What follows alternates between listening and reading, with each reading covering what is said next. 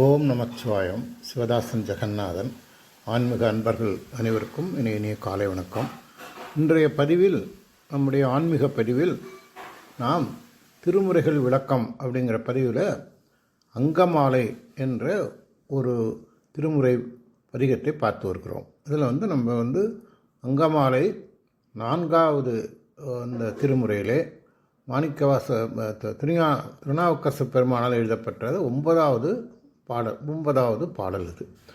அதில் நம்ம இது அங்கமாலை என்பது நம்முடைய உடலால் ஒவ்வொரு அங்கத்தினாலும் சிவபெருமானை நாம் எப்படி வணங்க வேண்டும், அதனால் ஏற்படக்கூடிய பலன்கள் என்ன, அதே நேரத்தில் நாம் வணங்கக்கூடிய சிவபெருமானுடைய பெருமைகள் என்ன. இப்போ நம்ம தலையால் வணங்குறோன்னா அவருடைய தலையிலே உள்ள பெருமைகள் என்ன அப்படிங்கிறத ரெண்டையும் கம்பேர் பண்ணி அழகாக சொல்லியிருப்பார். இந்த நோயில் நம்ம 2 பதிவுகளை முன்னே பார்த்து விட்டோம். இன்றைக்கி நம்ம 3வது பதிவு பார்க்க போகிறோம்.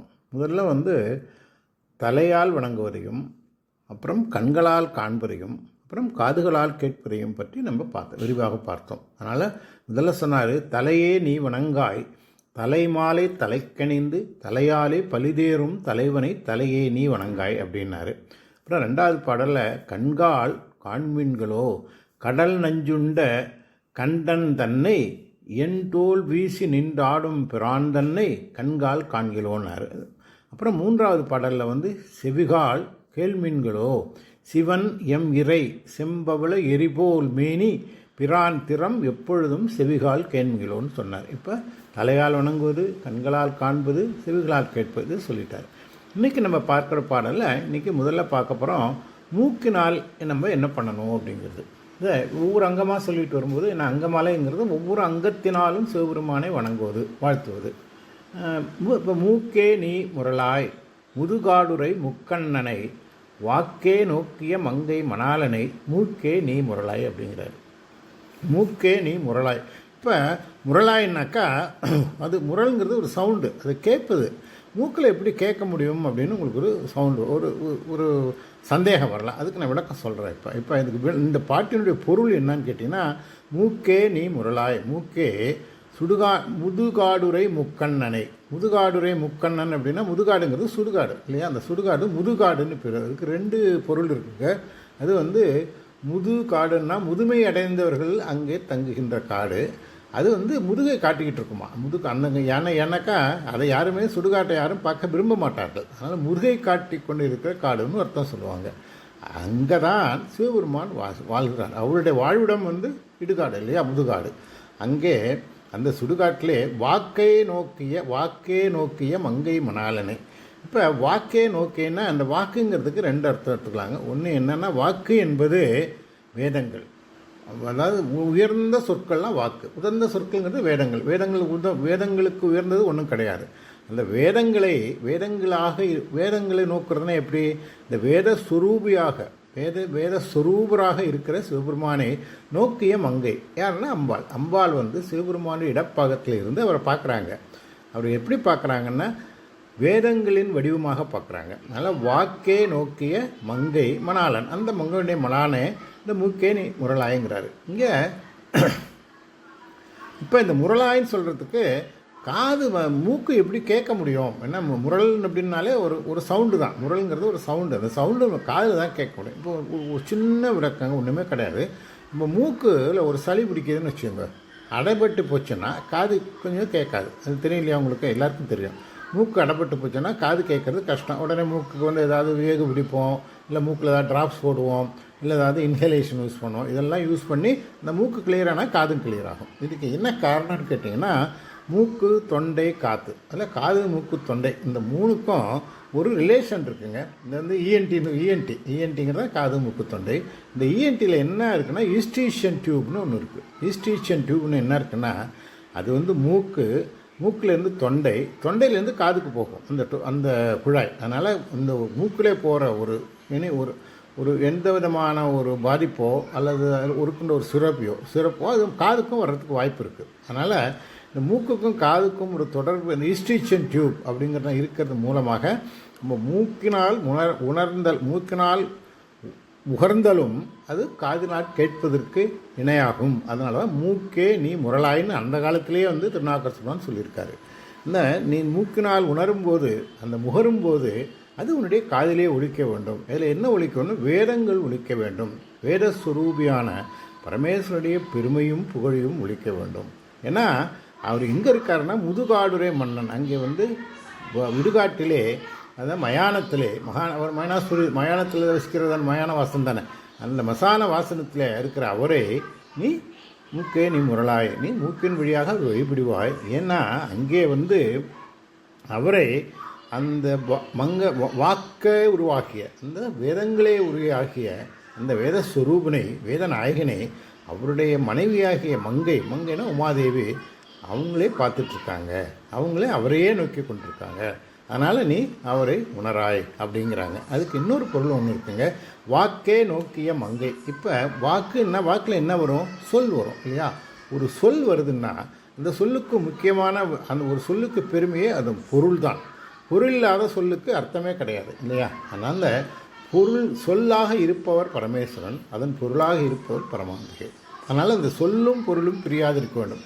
அதான் நம்ம பல நிலையில் பார்க்கலாம். வாகர்த்தா விவ சம்கிருதோ வாகர்த்த பிரதிபத்தையே ஜெகதோ புதிரவந்தே பார்வதி பரமேஸ்வரன் அழகான ஸ்லோகம் இருக்கு இல்லையா? சொல்லும் பொருளும் போல புரியாமல் இணைந்து இருக்கக்கூடிய பரமேஸ்வரனும் பரமேஸ்வராக அம்மையும் அப்பையும் வணங்குறதுலாம் அந்த ஸ்லோகம் சொல்லுது. வாகர்த்தா விவ சம்கிருதம் இந்த ஸ்லோகம் அதைத்தான் சொல்லுது. அது மாதிரி பரமேஸ்வரன் சொல்லாகவும் அம்பாள் பொருளாகவும் பிரியாமல் இருக்கிறாங்க. அப்படி தான், அதனால தான் அதுக்கு பொருள் இருக்கும். அப்படிப்பட்ட பெருமையுடைய மகேஸ்வரனை பரமேஸ்வரனை நீ முரளாய், நீ மூக்கின் மூலமாக வணங்குவாய். வணங்கும்போது அவரையே நோக்கி இருக்கின்ற அந்த மங்கையாகிய அம்பாளையும் நீ வணங்குகிறார். அதனால் இங்கே வந்து ரெண்டு பேரையும் வணங்குகிறோம். நம்ம பரமேஸ்வரனை மட்டுமல்லாது அம்பாளையும் வணங்குகிறோம் அப்படிங்கிறதான் இந்த 4வது பாடல் அழகாக சொல்லுதுங்க. மூக்கே நீ முரளாய் முதுகாடுரை முக்கண்ணனை வாக்கே நோக்கிய மங்கை மணாலனை மூக்கே நீ முரளாய் அப்படின்னு சொல்கிறாரு. அப்புறம் அடுத்தது வந்து 5வது பாடல். இந்த 5வது பாடல் வந்து வாயை பற்றி பேசு. இப்போ நம்ம ஒன்றுனா வரோம், தலையை பார்த்தோம், கண்ணு பார்த்தோம், காது பார்த்தோம், மூக்கு பார்த்தோம், அடுத்தது வாய்.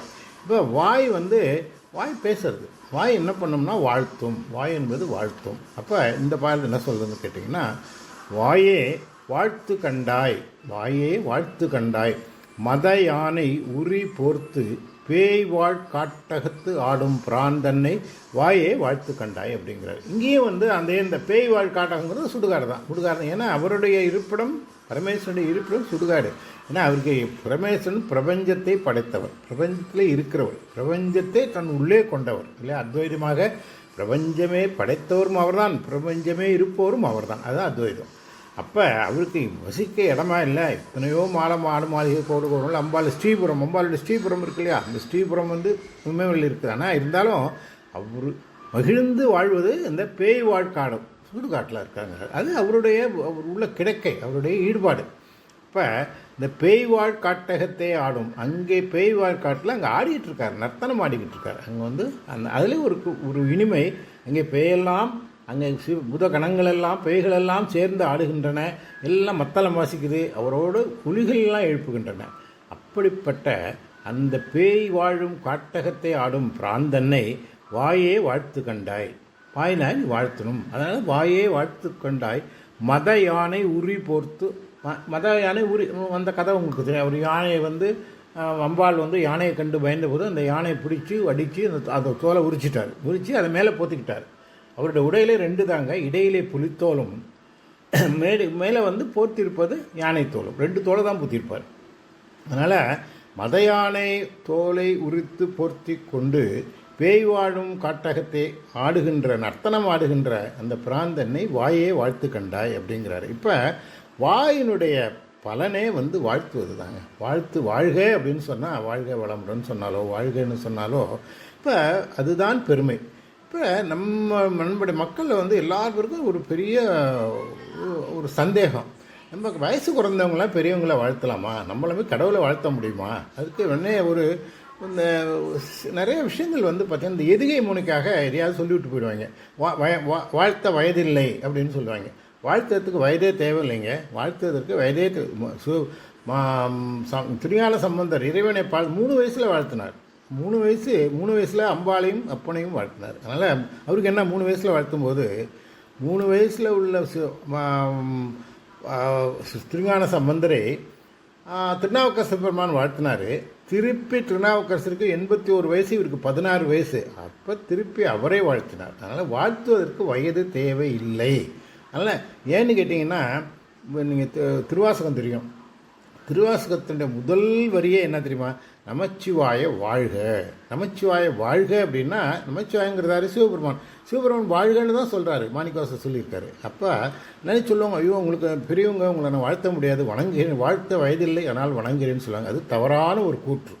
வாழ்த்துவதற்கு வயது தேவையில்லை. வாழ்த்ததில் உள்ளமும், நல்ல உள்ளமும், ஈடுபாடும், பணிவும், பரிவும் இருந்தால் யார் வேணாலும் வாழ்த்து தான். அதனால் அந்த வாயே நீ வாழ்த்து. யாரை? சிவபெருமானை வாழ்த்து. அந்த சிவபெருமான் எப்படி இருக்காருன்னா, இந்த மத யானையின் தோலை உரித்து அதை போர்த்தி கொண்டு முதுகாடாகிய இடுகாட்டிலே பேய்களோடும் பூதங்களோடும் பிசாசுகளோடும் பூத கணங்களோடும் நர்த்தனம் ஆடிக்கொண்டிருக்கிறார். அங்கே அது மகிழ்ச்சியோடு நர்த்தனம் ஆடிக்கொண்டிருக்கிறார். அந்த சுடுகாட்டினுடைய அந்த சாம்பலை மேலெல்லாம் பூசிக்கொண்டு, அந்த மாலைகளெல்லாம் கபால மாலைகளை அணிந்து கொண்டு, அப்புறம் கொன்றையும் எருக்கும் தலையிலே சூடிக்கொண்டு, இதெல்லாம் பாருங்கள். இதெல்லாம் யாராவது உலகத்திலே ஒதுக்கப்பட்ட பொருள் அனைத்தையும் ஏற்றுக்கொண்டு, பாம்பு எல்லாம் மாலையாக போட்டுக்கிட்டு இப்படியெல்லாம் போட்டு அங்கே பேய் வாழும் காட்டகத்தை ஆடும் அந்த பிரானை வாயே வாழ்த்து கொண்டாய், நீ அவரே வாழ்த்து.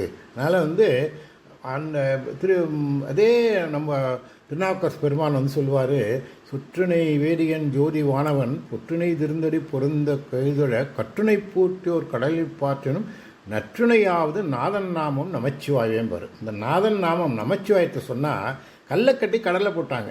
திருநாவுக்கரசு பெருமானை இந்த சமணர்கள் கல்லை கட்டி கடலில் போட்டாங்க. அவர் மேலே வந்துட்டார்.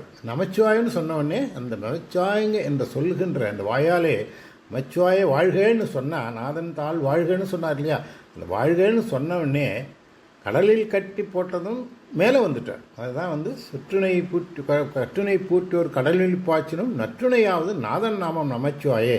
அப்படி நமச்சிவாய 10ங்கிற பாட்டில் 10 பாட்டலும் நாதன் நாமம் நமச்சிவாயே, அது நமச்சிவாயத்தை சொல்லி வாழ்த்த வேண்டும் அப்படின்னு திருநாவுக்கரசர் சொல்லியிருப்பார் நமச்சிவாய 10. ஆக இந்த வாயே வாழ்த்து கண்டாய் மதையானை உரி போர்த்து, மதையானுடைய தோலை போர்த்து பேய் வாழ்க்கட்டகத்தை ஆடும், பேய்கள் அழுகின்ற அந்த சுடுகாட்டிலே ஆடுகின்ற நம் பிரான் தன்னை, எம் பிரான் தன்னை வாயே வாழ்த்து கொண்டாய் அப்படின்னு சொல்கிறாரு. இது அந்த 5வது பாட்டுங்க. இதுக்கு அடுத்த பாட்டு நெஞ்சை பற்றி சொல்கிறாரு.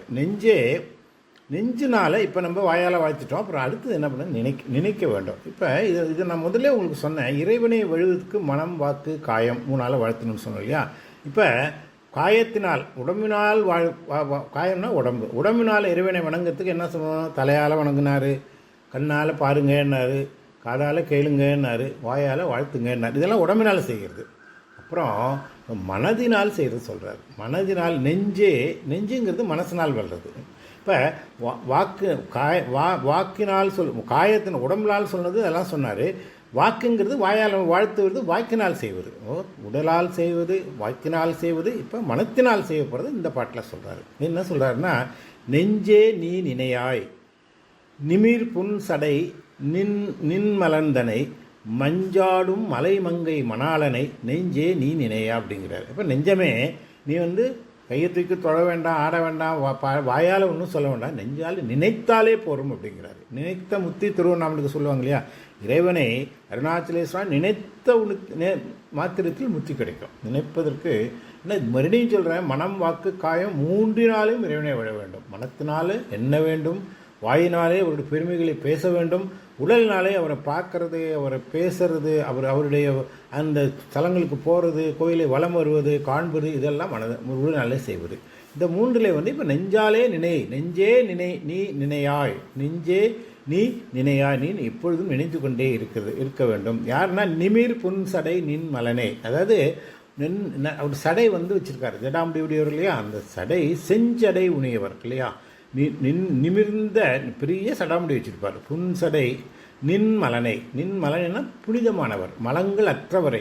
ஆணவம், கண்மம், மாயன்று 3 மலங்கள் இருக்கு இல்லையா, இந்த 3 மலங்களும் இல்லாத அந்த தூய்மையானவனை. ஏன்னா சிவம்னாலே மங்களம், தூய்மைன்னு அர்த்தம், சிவான்னாலே அதான அர்த்தம். அப்புறம் மஞ்சாடும் மலை மங்கை மணாலனை, மஞ்சாடும்னா மேகங்கள் சூழ்ந்திருக்கிற மலை.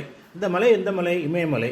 அந்த மலையினுடைய மங்கை யாருன்னா பார்வதி. பார்வதி இல்லையா, பர்வதத்தின் மகள் பார்வதி. அந்த பர்வதம் இமயமலை, இமயவானுக்கு மகனாக பிறந்த அந்த பார்வதி, அந்த பார்வதியின் மணாளனை. அப்படி அந்த பார்வதி அம்பாளுடைய கணவனை நெஞ்சே நீ நினையா அப்படிங்கிறார். ஏன்னா இறைவனை மணந்த பெருமை உடையவர் அம்பாள் இல்லையா. ஏன்னா ஏன் காரணம்னா இதுங்க ரெண்டு பேரும் நம்ம சொல்லும் பொருளும் சொன்னோம் இல்லையா. அது மாதிரி ஸ்தூலமாக இருப்பவர், சக்தியாக இருப்பவர் அம்பாள். அதனால் ரெண்டு பேரும் உயர்ந்து இருப்பாங்க, சிவசக்தி ஐக்கியமாக இருப்பதனால்தான் இந்த பிரபஞ்சம் இயங்குகிறது. ஆனால் அந்த மணாளன் அந்த மணாளனை அம்பாள் சதா காலமும் எப்பொழுதும் நினைவாகவே இருக்கிறாங்க. அவரையே பார்த்துட்ருக்காங்க, அவரையே நினச்சிக்கிட்டு இருக்காங்க. அப்படிப்பட்ட பெருமை உடையவர், பெரிய ஜடாமுடியுடையவர். அந்த ஜடையில் என்ன இருக்குது, என்னெல்லாம் எல்லாமே இருக்குங்க. ஜடையில் நதி இருக்குது, நதி என்றால் கங்கை. மதி இருக்குது, மதி என்றால் சந்திரன் இருக்குது. மலர் இருக்குது, மலர்னால் கொண்டை மலர் இருக்குது, உம்மத்தை மலர் இருக்குது. நாகங்கள் இருக்குது, பாம்புகள் இருக்குது. இன்னும் என்னென்ன பல பொருள்கள் இருக்குது. அந்த ஜடையிலே இல்லாதவை எதுவுமே இல்லை. அந்த ஜடை இவ்வளோலாம் இருக்குது இல்லையா. ஒரு ஒரு ஒரு ஒரு இடத்துக்கு போகிறோம், நிறைய பொருள் குவிந்து கிடக்குன்னு வச்சுங்க. அதாவது நல்லதும் இருக்கும் கெட்டதும் இருக்கும். ஆனால் இதில் இவருடைய சடையிலே தீவை எதுவுமே இல்லை. அதை தான் நின்மலன்கிறார். மலன்களே அற்ற தூய்மையான ஜடை உடையவர். அந்த சிவபெருமானுடைய சடையிலே எந்த நாணவம் கண்மம் மயங்கிற அந்த மலன்களே அது பொருள்கள் கிடையாது, அந்த குணங்களும் கிடையாது. அதனால் நின்மலன், மலங்கள் அற்றவனே.